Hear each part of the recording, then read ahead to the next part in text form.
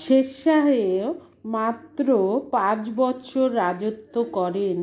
এই স্বল্প পরিসর রাজত্বকালের মধ্যে তিনি এক অসাধারণ শাসন ব্যবস্থা স্থাপন করেন।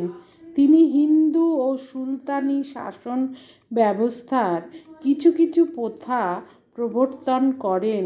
এই সঙ্গে তার নিজের উদ্ভাবিত ব্যবস্থা যোগ করেন। শেরশাহ ছিলেন একাধারে সংস্কারক ও উদ্ভাবক। তার সকল প্রথাগুলি মৌলিক ছিল এমন নয়, কিন্তু পুরাতন ব্যবস্থাগুলিতেও তিনি নতুন প্রাণশক্তি দেন। ডক্টর আর.পি. ত্রিপাঠীর মতে শেরশাহ প্রধানত আগেকার প্রচলিত প্রথাগুলিকে সংস্কার করে চালু করেন। তিনি আলাউদ্দিন খলজির সামরিক ব্যবস্থাকে অনুসরণ করেন। তার বিখ্যাত রাজস্ব ব্যবস্থাও পুরোপুরি মৌলিক ও উদ্ভাবন ছিল না, কিন্তু নিজ ব্যক্তিত্ব ও দক্ষতার জোরে তিনি প্রশাসন যন্ত্রে নতুন বেগ সৃষ্টি করেন। এর ফলে মনে হয় যে তিনি নতুন ব্যবস্থা প্রবর্তন করেছেন, তবে মূল নীতিগুলি মৌলিক না হলেও তার প্রয়োগের ক্ষেত্রে শেরশাহ তার নিজস্ব দক্ষতা দেখান। শেরশাহের শাসন ব্যবস্থা ছিল জনকল্যাণমূলক। যদিও তিনি স্বৈরতান্ত্রিক শাসন প্রবর্তন করেন, তার নীতি ছিল উদারতান্ত্রিক স্বৈরতন্ত্র। তিনি নিজেকে জনসাধারণের অভিভাবক বা পালক বলে মনে করতেন। এর ফলে রাজকীয় অধিকারের সঙ্গে রাজকীয় কর্তব্যবোধ জড়িত হয়। ক্রুক নামক ঐতিহাসিক এজন্য মন্তব্য করেছেন যে শেরশাহ তার সাম্রাজ্যকে জনসাধারণের ইচ্ছার উপর স্থাপন করেন। তিনি দক্ষ প্রশাসন ব্যবস্থার সঙ্গে জনহিতকর সংস্কার ব্যবস্থা যোগ করেন। শেরশাহ ধর্মনিরপেক্ষ পক্ষপাত দুষ্ট শাসন ব্যবস্থা প্রবর্তনের চেষ্টা করেন। যদিও তিনি ব্যক্তিগত জীবনে নিষ্ঠাবান সুন্নি মুসলমান ছিলেন, কিন্তু তার শাসন নীতি গোঁড়ামি দ্বারা প্রভাবিত ছিল না। রাইসিন দুর্গ অধিকার ও মারবারের যুদ্ধের সময় তিনি নিতান্তই সামরিক ও রাজনৈতিক প্রয়োজনে জেহাদ ঘোষণা করেন, কিন্তু এই জেহাদি মনোভাব তার শাসননীতিকে প্রভাবিত করেনি। শেরশাহ তার আফগান সর্দারদের ঔপজাতিক সংকীর্ণ মনোভাবের ঊর্ধ্বে ছিলেন, কারণ তিনি জানতেন যে তার প্রজাদের অধিকাংশ ছিল অমুসলিম এবং অ-আফগান। সুতরাং তিনি তুর্কি আফগান প্রথাগুলিকে ভারতীয় ব্যবস্থার সঙ্গে সামঞ্জস্য রেখে প্রবর্তন করেন। ডক্টর আর.পি. ত্রিপাঠীর মতে শেরশাহ একটি মধ্যপন্থী ধর্ম সহিষ্ণু নীতি নেন। তিনি উলেমাদের প্রভাব সম্পূর্ণ দূর করতে না পারলেও তা অনেকটা নিয়ন্ত্রণে রাখতে সক্ষম হন। তিনি বিশেষ কোনো সম্প্রদায়ের প্রতি পক্ষপাত না দেখিয়ে তার শাসন ব্যবস্থা পরিচালনা করেন। যদিও তিনি উচ্চ প্রশাসনিক ও সামরিক বিভাগের পদগুলি তার আফগান অনুচরদের দেন, তবুও অন্যতম সেনাপতি ছিলেন হিন্দু ব্রহ্মজিৎ গৌড়। শেরশাহের শাসন ব্যবস্থায় হিন্দুদের উপর বৈষম্যমূলক কোনো আইন প্রচলন করা হয়নি। যদিও তিনি জিজিয়া কর লোপ করেননি, কিন্তু জিজিয়া এই যুগের ধর্মকর হিসাবে গণ্য না হয়ে অকৃষিকর হিসাবে গণিত হতো। শেরশাহের রাজতান্ত্রিক আদর্শ তার সিংহাসনের সার্বভৌম ক্ষমতাকে কেন্দ্র করে গড়ে ওঠে। তিনি তার সামরিক শক্তি ব্যক্তিত্বের দ্বারা আফগান অভিজাতদের সিংহাসনের সমকক্ষতা দাবি থেকে বিরত থাকতে বাধ্য করেন। কোকা আন্তনোভা নামে এক রুশ গবেষিকার মতে শেরশাহ সামন্ত ভূস্বামীদের নিয়ন্ত্রণে রাখাকে তার প্রধান কর্তব্য বলে মনে করতেন। শেরশাহ স্বৈরতন্ত্রে বিশ্বাসী হলেও প্রজাদের প্রতি কর্তব্যকে কখনো অবহেলা করেননি। শেরশাহের কেন্দ্রীয় শাসন ব্যবস্থার সকল কিছু প্রায় নিজ হাতেই পরিচালনা করতেন। তিনি এজন্য প্রত্যহ 12 ঘন্টা কঠোর পরিশ্রম করতেন। নিজের সকল বিষয় বিবেচনা করে তিনি চূড়ান্ত সিদ্ধান্ত নিতেন। তাকে কাজে সাহায্য করার জন্য তিনি 4 জন মন্ত্রী নিযুক্ত করেন, যথা দেওয়ান-ই-ওয়াজিরাত অর্থ বিভাগ দেখাশোনা করতেন, দেওয়ান-ই-আরজ সেনাদলের নিয়োগ করতেন, শৃঙ্খলা ও বেতন প্রদানের কাজ দেখতেন, দেওয়ান-ই-ইনসা সরকারি দলিল ও চিঠিপত্র রচনা করতেন। এছাড়া প্রধান কাজী বিচার ব্যবস্থা পরিচালনায় সাহায্য করতেন এবং বারিদ-ই-মুমালিক গুপ্তচর ও সংবাদ আদান-প্রদান বিভাগ চালাতেন। শেরশাহের প্রাদেশিক শাসনের সংগঠন সম্পর্কে গবেষকদের মধ্যে মতভেদ আছে। ডক্টর কানুনগোর মতে শেরশাহ তার সাম্রাজ্যকে সরকার বা জেলায় ভাগ করেন, প্রদেশে ভাগ করেননি।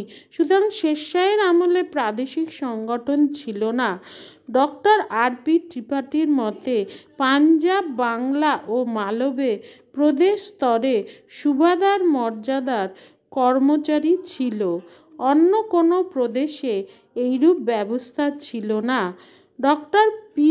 শরণ বলেন যে শেরশাহের আমলে প্রদেশ গঠিত হয়েছিল। শেরশাহ তার সাম্রাজ্যকে 47টি শিক বা সরকারে ভাগ করেন। প্রতি সরকার বা শিক কয়েকটি পরগনায় বিভক্ত ছিল। প্রতি পরগনা কয়েকটি গ্রামের সমষ্টি ছিল। সরকার বা শিকের শাসনভার থাকত শিকদারান নামে কর্মচারীর হাতে। সামরিক দায়িত্ব, আইন শৃঙ্খলা রক্ষা, বিদ্রোহ দমন প্রভৃতি কাজ এই কর্মচারীকে করতে হতো। প্রতি সরকারে মুন্সিফান নামে এক কর্মচারী নিযুক্ত হতো। এই কর্মচারী দেওয়ানি মামলা, জমি জরিপ ঘটিত মামলা প্রভৃতির বিচার করতেন। শিকদারান ও মুন্সিফানকে সাহায্য করার জন্য অধস্তন কর্মচারী, করণিক ও কামিন প্রভৃতি থাকত। পরগনা শাসন পরিচালনার জন্য শিকদার, মুন্সেফ, আমিল, কানুনগো প্রভৃতি কর্মচারী ছিল। শিকদার পরগনার প্রশাসনিক কর্তা ছিলেন। আইন শৃঙ্খলা রক্ষা, সামরিক দায়িত্ব পালন ও রাজস্ব আদায়ে সাহায্য করা শিকদারের কাজ ছিল। মুন্সেফ বিচার ও জমি ঘটিত বিরোধের নিষ্পত্তি করত। আমিল রাজস্ব আদায় করত। শেরশাহ গড়ে 2 বৎসর অন্তর পরগনার আমিল বদলি করতেন। আমিল জমি জরিপ করত, কিছুদিন অন্তর তাকেও বদলি করা হতো। কানুনগো পরগনার জমি সম্পর্কিত কাগজপত্র রক্ষা করত। কারকুন ছিল করণিক। গ্রামের শাসনের জন্য খুত, মুকাদ্দম, চৌধুরী প্রভৃতি গ্রাম প্রধানের উপর প্রধানত নির্ভর করা হতো। গ্রামগুলো ছিল মোটামুটি স্বয়ংশাসিত। গ্রামসভা বা পঞ্চায়েতের এবং গ্রাম প্রধান বা খুত, মুকাদ্দম প্রভৃতির উপর গ্রামের দায়িত্ব ছেড়ে দেয়া হতো। পাটোয়ারি গ্রামের জমি জায়গার কাগজপত্র ও রাজস্বের হিসাব রাখত। ডক্টর ত্রিপাঠীর মতে পাটোয়ারি গ্রাম পঞ্চায়েত দ্বারা নিযুক্ত হলেও সরকার ও গ্রামের মধ্যে সংযোগ রক্ষা করত। শেরশাহের ভূমি রাজস্ব ব্যবস্থা গবেষকদের বিশেষ আগ্রহ সৃষ্টি করেছে। এক্ষেত্রে তিনি বিশেষ দক্ষতার পরিচয় দেন। শেরশাহ প্রধানত রায়তরি বন্দোবস্ত চালু করেন, অর্থাৎ তিনি সরাসরি জমি জরিপ করে কৃষকের সঙ্গে ভূমি রাজস্ব বন্দোবস্ত করেন। তবে মালব মুলতানে তিনি জায়গিরদারি ব্যবস্থা বহাল রাখতে বাধ্য হন। শেরশাহের ভূমি রাজস্ব প্রথার কতগুলো বৈশিষ্ট্য ছিল, সেগুলি হলো: 1. তিনি জমি জরিপ করে জমির উৎপাদনের ভিত্তিতে রাজস্ব ধার্য করেন। আহমদ খান নামে কর্মচারীর সাহায্যে তিনি জরিপের কাজ সম্পন্ন করেন। জমি জরিপ করে সরকারি খতিয়ানে প্রতি প্লট বা দাগের জমির পরিমাণ, রায়তের নাম, দেয় রাজস্ব লিপিবদ্ধ করা হতো। এরই ভিত্তিতে রায়তকে তার স্বত্ব রক্ষার জন্য একটি পাট্টা দেয়া হতো। রায়ত তার বিনিময়ে একটি কবুলিয়ত বা অঙ্গীকারপত্র দ্বারা অঙ্গীকার করত যে সে সরকারের নির্দিষ্ট রাজস্ব আদায় দেবে। জমি জরিপের সুবিধার জন্য সাম্রাজ্যের সর্বত্র একই প্রকার জমির মাপ চালু করা হয়। জমির উৎপাদনের ভিত্তিতে জমিগুলোকে তিনি 3 ভাগে ভাগ করেন, যথা সরেশ, মাঝারি ও নিরেশ জমি। এই 3 প্রকার জমির ফসলের গড় তৈরি করে তার 1/3 মতান্তরে 1/4 সরকারি ভূমি রাজস্ব হিসাবে ধার্য করা হয়। রাজস্ব নগদ অর্থে দেয়া হতো, কখনো কখনো ফসলের ভাগ নেয়া হতো। নগদে রাজস্ব নিলে ফসলের গড় দাম ধরে তার 1/3 অংশ সরকারের রাজস্ব হিসাবে ধার্য হতো। 3.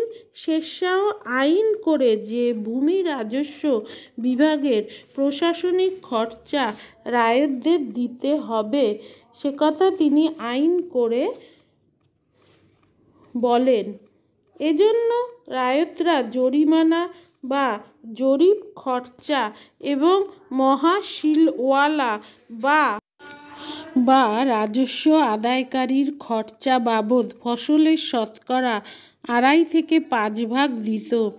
এছাড়া ফসলের 2.5% ভাগ বন্যা ও খরার সময় তাকাবি ঋণদানের জন্য আদায় করা হতো। 4. শেরশাহ নিয়মিত রাজস্ব আদায়ের উপর বিশেষ জোর দেন। তিনি খুত ও মুকাদ্দম প্রভৃতিকে রাজস্ব আদায়ের জন্য কমিশন বা নানকার দিতেন। শেরশাহ কৃষকদের প্রতি উদার ব্যবহার করতেন, যাতে তাদের কাছ থেকে কোনো বাড়তি টাকা আদায় না করা হয়। এই জন্য তিনি কর্মচারীদের সতর্ক করে দেন। তিনি দুর্ভিক্ষের সময় কৃষকদের তাকাবি ঋণ দিতেন। শেরশাহ তার শাসনকালকে জনপ্রিয় করার জন্য বিচার ব্যবস্থা সংগঠন করেন। তিনি কঠোর ফৌজদারি আইন প্রবর্তন করেন। অপরাধীকে বেত্রাঘাত, অঙ্কচ্ছেদ ও প্রাণদণ্ড দেয়া হতো। মুসলিমদের দেওয়ানি মামলাগুলি মুসলিম আইন অনুসারে কাজীর আদালতে নিষ্পত্তি হতো। ফৌজদারি মামলা হিন্দু মুসলিম নির্বিশেষে সিকদার নিষ্পত্তি করত। রাজস্ব সম্পর্কিত মামলা মুন্সিফ নিষ্পত্তি করত। মীর আদল নামে এক বিচার বিভাগীয় কর্মচারীর নামের উল্লেখ দেখা যায়। রাজধানীতে প্রধান কাজী আপিলের মামলার বিচার করতেন। সর্বোপরি শেরশাহ স্বয়ং প্রতি বুধবার আপিলের মামলা শুনতেন। গ্রামে আইন শৃঙ্খলা রক্ষার জন্য তিনি মুকাদ্দমদের দায়িত্ব দেন। পরগনার সিকদার পুলিশের দায়িত্ব পালন করত। মুকাদ্দম চুরি ডাকাতি নিবারণে ব্যর্থ হলে তাকে শাস্তি দেয়া হতো। মহতাসিব নামে কর্মচারী পুলিশ ও আইনশৃঙ্খলা রক্ষায় কাজে সাহায্য করত। শেরশাহ তার সামরিক বাহিনীকে আলাউদ্দিন খলজির আদর্শে তৈরি করেন। গর্বিত আত্মসচেতন আফগান সর্দারদের কোনো নিয়মে বাধা খুবই কঠিন কাজ ছিল। শেরশাহ তার জাগিরদারি ও সামন্ত সেনার উপর সম্পূর্ণ নির্ভর না করে নিজস্ব নিয়ন্ত্রণে স্বতন্ত্র বেতনভোগী বাহিনী গড়ে তোলেন। তার কামান বাহিনী ছিল অনেক অশ্বারোহী বাহিনী, পদাতিক 25,000 পদাতিক বাহিনী, 300 হাতি। এই নিয়ে তিনি তার নিজস্ব বাহিনী গড়েন। তিনি সেনাদের নিয়োগের সময় তাদের যোগ্যতা আনুগত্য ভালোভাবে পরীক্ষা করতেন। সেনাদের নগদ বেতন দেওয়ার প্রথা চালু করেন এবং জায়গির ব্যবস্থা বেশিরভাগ লোপ করেন। তিনি সামরিক কর্মচারীদের বদলির নিয়ম করেন। তিনি আলাউদ্দিনের অনুকরণে দাগ ও উলিয়া প্রথা চালু করেন। তিনি সাম্রাজ্যের বিভিন্ন স্থানে ছাউনি ও দুর্গ স্থাপন করেন। তিনি সেনাদলে কঠোর শৃঙ্খলা বজায় রাখতেন। সাম্রাজ্যের অর্থনৈতিক উন্নয়নের জন্য তিনি বাণিজ্য ও যোগাযোগ ব্যবস্থার দিকে বিশেষ লক্ষ্য দেন। তিনি মুদ্রা ব্যবস্থার সংস্কার করেন এবং সুলতানি যুগের শেষ দিকে মুদ্রায় খাত দেওয়ার যে প্রথা চালু হয় তা রদ করেন। তার রুপি বা রূপার টাকা ও দাম বা তামার পয়সা মুঘল যুগ পর্যন্ত চলেছিল। তিনি সোনার মুদ্রার প্রবর্তন করেন। তিনি বিভিন্ন প্রকার বাণিজ্য শুল্ক রদ করেন। কেবলমাত্র সীমান্তে মাল আমদানির সময় ও সাম্রাজ্যে মাল বিক্রির সময় বাণিজ্য শুল্ক আদায়ের নিয়ম চালু করেন, যাতে সাম্রাজ্যের বিভিন্ন অঞ্চলে যোগাযোগ বাড়ে এবং মাল চলাচল বাড়ে।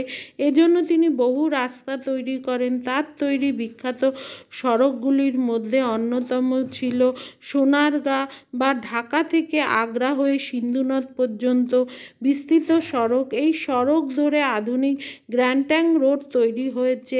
এছাড়া আগ্রা থেকে যোধপুর, আগ্রা, বুরহানপুর, লাহোর, মুলতান সড়ক তিনি তৈরি করেন। শেরশাহ সড়কের ধারে যাত্রীদের বিশ্রামের জন্য সরাইখানা স্থাপন করেন। সরাইখানাগুলো কেবল যাত্রীদের বিশ্রামের কাজে লাগত না, বণিকরা তাদের মাল এখানে বিনিময় করত। সরাইখানাগুলি দেখাশোনার জন্য কর্মচারী নিয়োগ করা হয়। প্রায় 1700 সরাইখানা তিনি স্থাপন করেন। এছাড়া সংবাদ আদান প্রদানের জন্য সরাইখানাগুলি ব্যবহার করা হতো। অশ্বারোহী সংবাদ বাহকরা সংবাদ নিয়ে পৌঁছে দিত। সরাইখানাগুলি ডাকচৌকি হিসাবে ব্যবহার করা হতো। সংবাদবাহকরা এখানে ঘোড়া বদলে নিত। দারোগাই ডাকচৌকি এই সকল ব্যবস্থা পরিচালনা করত। শেরশাহ দরিদ্র প্রজাদের জন্য দাতব্য বিভাগ গড়েন।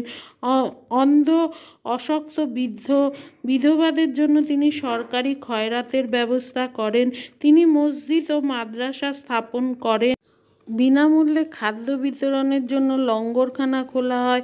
তিনি প্রতি বৎসর 18,25,000 টাকা খয়রাতি খাতে খরচ করতেন। এইভাবে শেরশাহ এক জনকল্যাণমূলক স্বৈরতন্ত্র প্রবর্তন করেন। শেরশাহকে তার সংস্কারের জন্য আকবরের পথপ্রদর্শক বলা হয়।